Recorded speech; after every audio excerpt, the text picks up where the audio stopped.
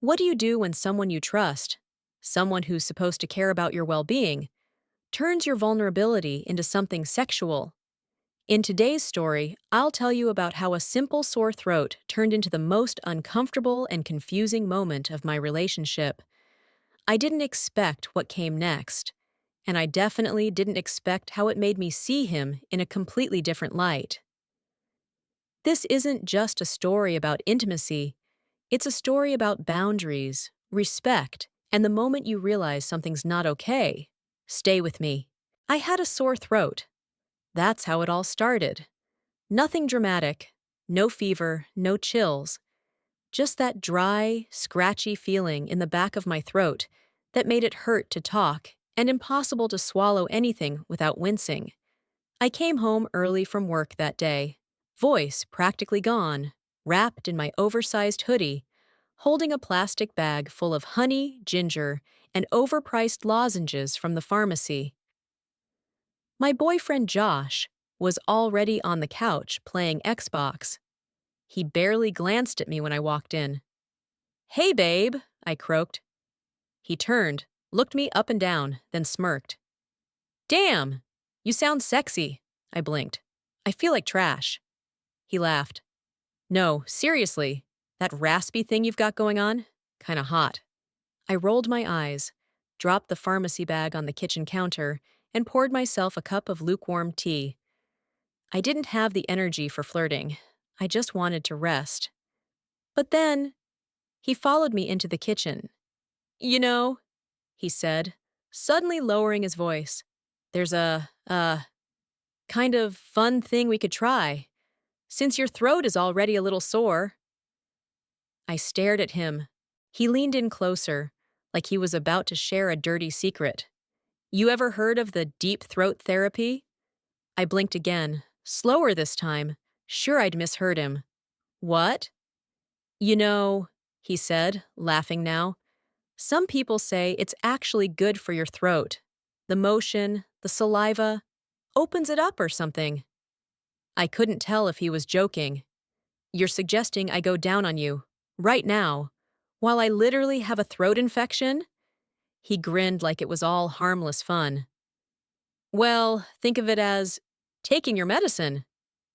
I wanted to believe he was kidding. I really, really did. But then he stepped behind me, wrapped his arms around my waist, and whispered, "Come on, just for a minute." I pulled away, hard. "Josh, what the actual fuck?" He held up his hands like I was overreacting. "Relax, it was just a joke." But it didn't feel like a joke. Not with the way he looked at me. Not with the way he kept brushing up against me later that evening. Or how he tried again, more subtly this time, when we were lying in bed. He touched my thigh, leaned in, and murmured, "You sure you're not up for anything? I'll be gentle. Maybe it'll help you sleep." I turned away. I felt gross. Not because of my sore throat, but because someone I trusted had taken the moment I felt weakest and tried to turn it into something sexual. And here's the thing. I'm not a prude. I enjoy sex. I enjoy experimenting. But this? This wasn't that. This was someone seeing me sick, vulnerable, clearly uncomfortable, and deciding it was a turn-on. Over the next few days, he kept trying to act like everything was normal. He made jokes, sent me memes, even brought me tea once, as if that erased what he'd said. But for me, something had shifted. That night, after he made that first comment, I lay awake for hours just thinking, not even about the act itself, but about what it meant. About how quickly he turned something innocent into something intimate. About how little awareness he had of my discomfort. And honestly, I couldn't stop wondering if he even cared that I wasn't feeling well, or if I was just a body he could use, even when that body was literally aching to be left alone. By the end of the week, my voice was back, but my trust was gone. We talked. I told him how it made me feel, how disgusting and used I'd felt when he said those things. He shrugged, said I was overthinking it, that guys joke like that. But that was the problem, wasn't it? He didn't see it as crossing a line. He saw it as normal. And I realized, maybe he wasn't the guy I thought he was.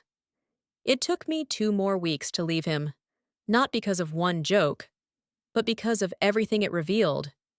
You learn a lot about someone when you're sick, when you're not useful, when you're not pretty or energetic or fun.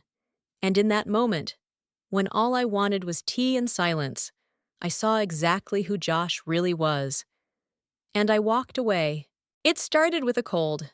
Nothing serious. Just one of those annoying, lingering ones that make your whole body feel heavy and your throat feel like sandpaper. I sounded like I'd smoked 3 packs a day since childhood, and every time I swallowed, I winced. I told my boyfriend Nate that I needed to rest, that I felt gross, tired, achy. The usual. He said all the right things. "Ah, baby, I'll take care of you. I'll make you tea. Let's just chill. I'll rub your back." It was sweet. He showed up with groceries, made soup, and even brought my favorite throat spray, the one I always forget to buy. I remember thinking, God, I'm so lucky. He's so thoughtful. That night, I was lying on the couch under a pile of blankets, tissues everywhere, Netflix playing something I wasn't even watching. He sat next to me, gently stroking my hair. I closed my eyes. I was half asleep, completely relaxed. And then I felt his hand slide lower, onto my hip, then between my legs. I shifted. "Hey, I'm really not feeling great," I mumbled, trying to keep it light. He didn't stop. Instead, he whispered, "You don't have to do anything. Let me take care of you." At first, I froze. My brain was foggy, but I knew I didn't like how it felt. I pushed his hand away, not harshly, but firmly. "I'm sick, Nate. Seriously." He sighed. "You always say no lately." That hit harder than it should have. Because yes, I'd been tired. Work was hectic. My body hadn't felt like mine in weeks. But this was different. I wasn't saying no to him. I was saying no because I physically couldn't even think straight. Still, he pulled away and muttered something under his breath. "What did you say?" I asked. He shrugged. "Nothing. Just, you could at least use your mouth." I stared at him. "You mean, with my sore throat? Are you kidding me right now?" He looked at me like I was overreacting. "It's not like I'm asking you to run a marathon, just a little help." A little help. Like I was some kind of appliance that stopped working when he wanted it. That moment broke something in me. I didn't scream. I didn't cry. I just sat there, silent, staring at the man who had just compared intimacy to helping him out, like I was a favor he was owed. Later that night, he tried to pretend like nothing happened. He offered to bring me more tea, tucked me in, kissed my forehead. But I didn't feel safe. Not because I thought he'd hurt me, but because I realized he didn't see me. Not as a person, not in that moment. Just as a body that wasn't doing what he wanted. The next day, I told my best friend what had happened. She didn't hesitate. "That's not okay," she said. "It's not about sex. It's about the fact that you said no." And he kept going. And when she said it out loud, "He kept going," I finally understood why I felt so off. Nate wasn't a monster, but he was selfish, deeply. And he didn't understand the concept of consent when it wasn't convenient for him. We'd only been dating for about 3 months when I got sick. Not seriously sick. Just a really annoying, can't talk, throat on fire kind of cold. The kind where your voice disappears halfway through a sentence and you start living off herbal tea and cough drops. Naturally, I canceled all plans, including our weekend together. But Ryan wasn't having it. He showed up at my apartment uninvited, on a Friday night, with a 6-pack of kombucha and this ridiculous grin like he'd just saved the day. "Your nurse has arrived." he announced, throwing his jacket over the chair. I managed a raspy laugh and said something like, "Thanks, but I really just need to sleep." "No, no, no," he said. "I came all this way. Let me at least make you feel better." It seemed sweet, at first. He cooked me soup, badly, made me tea, and even tried to rub my shoulders. It wasn't exactly Florence Nightingale vibes, but I appreciated the effort, until about an hour later, when I was curled up on the couch, wrapped in 2 blankets and barely awake.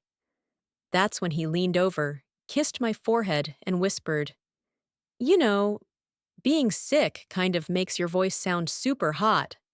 I half opened my eyes. "Seriously?" He laughed. "No, really. It's like husky, sexy in that helpless kind of way." I didn't say anything. I didn't have the energy. A few minutes later, he pulled me closer and started kissing my neck, the part that wasn't stuffed with tissues or vapor-rub. "Ryan," I said, my voice barely audible, "I'm not really in the mood." "Oh, come on," he said, like we were in on some playful joke together. "I'll do all the work." I stared at him. "Your throat hurts, right? So, like, you just lie there. Let me enjoy that voice a little." That's when I felt it. This sinking, sharp ugh feeling in my stomach. It wasn't about sex.